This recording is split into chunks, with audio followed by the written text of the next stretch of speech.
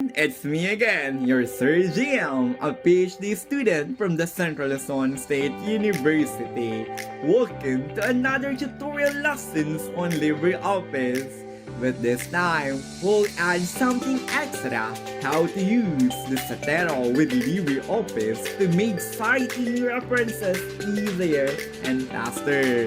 If you're ready, let's get started!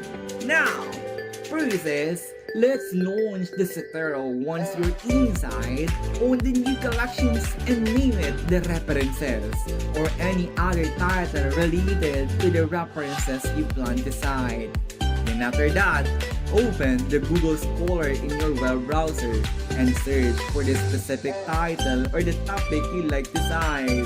Now, repeat this step for all the references you need to collect each time you find a new article or source. Just click the Zotero extension and it will save it to your collection.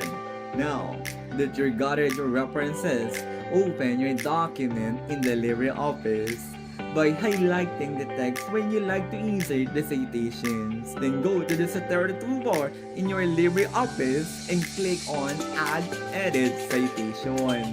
Then after that, a pop-up window will appear when you can choose your citation style. For this tutorial, we'll be using the APA 7th edition. Then after that, continue adding the citations throughout your document by repeating this process for every references you want to insert. Once you are done with your citations, place the cursors where you'd like to find or would like to bibliography to appear by click and edit the bibliography on the Zotero toolbar.